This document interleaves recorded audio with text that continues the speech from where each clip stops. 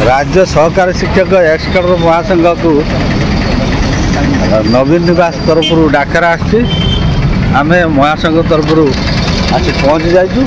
अल्प समय भितर आमर नवीन निवास मानव 5T चेयरपर्सन सहित आलोचना हम मानव पांड्यान सार आ मानव विधायक जाजपुर आम सहित आलोचना करेंगे।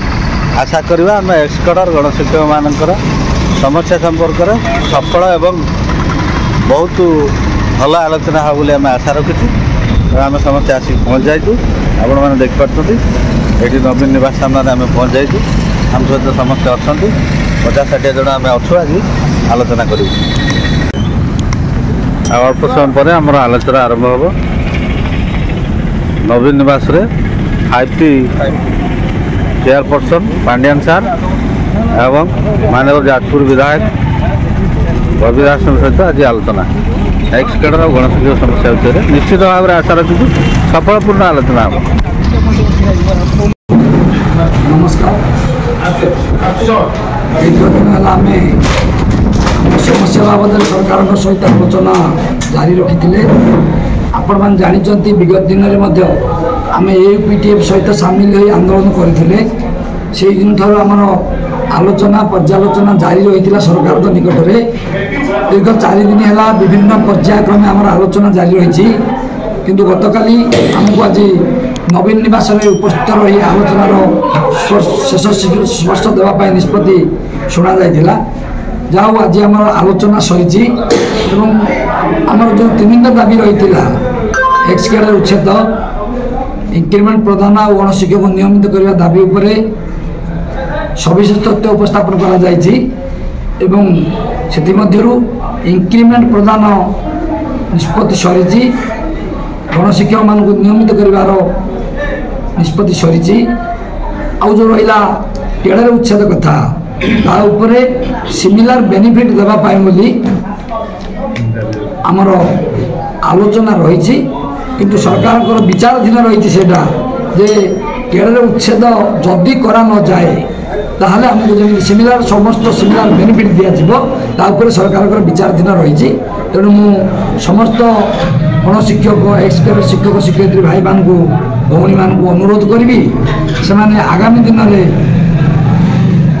एकत्रित हो कार्यक्रम को सफल रूपायन देवारे सहयोग करने निवेदन करुच्ची एवं सरकार को मध्य अनुरोध करी धन्यवाद देवी जे 22,000 परिवार को जो भाव में से गणशिक्षक नियमित शिक्षक मान्यता देते आज जो आम जो लाकुना रही से लाकुना गुड़िक समाधान करी समस्त मुहर हस फुटेले आम सरकार निकट चिरऋणी हो रही।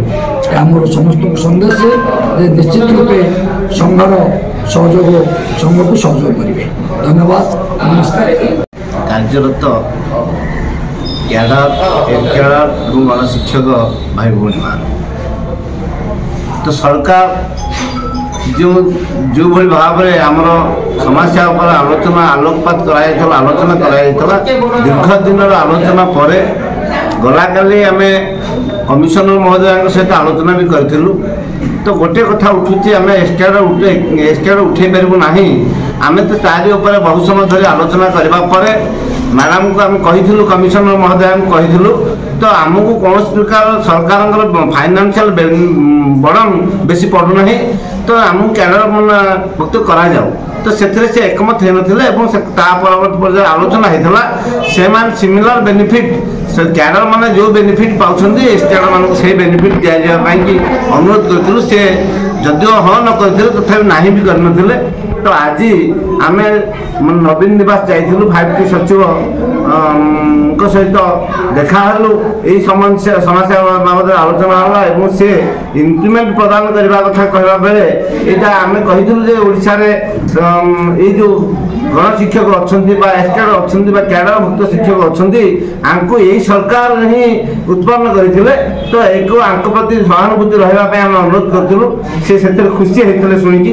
ତ ଅନୁରୋଧ କରୁଛୁ ତ ଆମର ଦାବି ସରକାର ମାନି ନିଅନ୍ତୁ ବା ଆମ ଦାବିକି ଗ୍ରହଣ କରିକି ଆମର ଯେଉଁ ଭାଇ ଭଉଣୀମାନେ ରହିଯାଇଛନ୍ତି କ୍ୟାଡରରୁ ବଞ୍ଚିତ ଅଛନ୍ତି ବା ଯେଉଁ ଭାଇ ଭଉଣୀ ଗଣଶିକ୍ଷକ ଅଛନ୍ତି ବର୍ତ୍ତମାନ ସୁଦ୍ଧା ଏସ୍କାଡ୍ ହେଇନାହାନ୍ତି ସମସ୍ତଙ୍କର ବେନିଫିଟ୍ ଦେବା ପାଇଁ ମୁଁ ସାରା ଓଡ଼ିଶାର ସମସ୍ତ କାର୍ଯ୍ୟରତ ଭାଇ ଭଉଣୀମାନଙ୍କ ତରଫରୁ ସରକାରଙ୍କ ପାଖରେ ନିବେଦନ କରୁଛି ଏବଂ ଆଶା ରଖିଛି ନିଶ୍ଚିତ ମାତ୍ରାରେ ସରକାର ତାକୁ ଗ୍ରହଣ କରିବେ ବୋଲି ଏହା କହି ମୋର ବକ୍ତବ୍ୟ ସାଙ୍ଗ କରୁଛି ଏବଂ ମୁଁ ସାରା ଓଡ଼ିଶାର ଭାଇ ଭଉଣୀମାନଙ୍କୁ ପୁନର୍ବାର ହାତ ଧରି ନମସ୍କାର କରୁଛି। ଏ ସଂଗଠନକୁ ପୂର୍ବ ଭଳି ଆଗକୁ ଆଗେଇ ନେବା ପାଇଁ ଅନୁରୋଧ କରୁଛି। ନମସ୍କାର, ମୋର ଓଡ଼ିଶାର ସମସ୍ତ ଏସ୍କାଡ୍ର ଗଣଶିକ୍ଷକ ଭାଇମାନେ ଆଜି ଆମକୁ ନବୀନ ନିବାସରୁ ଡାକରା ଆସିଥିଲା। ମାନ୍ୟବର 5T ସଚିବ ଏବଂ ମୋ ନବୀନ ଓଡ଼ିଶାର ଅଧ୍ୟକ୍ଷ ଶ୍ରୀଯୁକ୍ତ ପାଣ୍ଡିଆନ ସାର୍ ଆମକୁ ଡାକରା ଦେଇଥିଲେ ଏବଂ ଆମେ ଯାଇଥିଲୁ, ସମସ୍ତେ ଯାଇଥିଲୁ ଏମାନଙ୍କ ସହିତ ଆଲୋଚନା କଲୁ ଏବଂ ଆଲୋଚନା ବିଗତ ଦିନରେ ଆପଣମାନଙ୍କୁ ଯେଉଁ କଥା ଆମେ କହିଛୁ ସେଇ କଥା ଉପରେ ଆମର ଆଲୋଚନା କଲା। ଅଧିକା କିଛି କଥା ଆମର ଆଲୋଚନା କରାଯାଇ ନାହିଁ।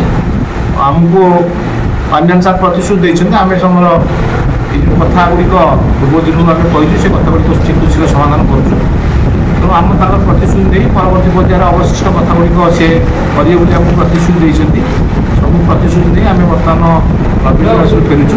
আমি জারি রাখিছু আমার বিভিন্ন আউ কিছু দিগ অছি সমস্যা আছে সে সমস্যাগুলো জারি রাখিছু আমি সমাধান করা খুব শীঘ্র আমি সমাধান করবো বলে আশা পোষণ করছু। হয়তো সমস্তଙ୍କର সহযোগ সারা ଓଡ଼ିଶାର ସମସ୍ତେ ସହଯୋଗ କରନ୍ତୁ, ଆଶୀର୍ବାଦ କରନ୍ତୁ এবং ସମସ୍ତେ ଆମକୁ ସମର୍ଥନ କରନ୍ତୁ। ଆମେ ନିଶ୍ଚିତ ଭାବେ ଏ ସମସ୍ୟା ସମାଧାନ କରିବାରେ ସଫଳ ହେବୁ। ଧନ୍ୟବାଦ। ଜୟ ଜଗନ୍ନାଥ।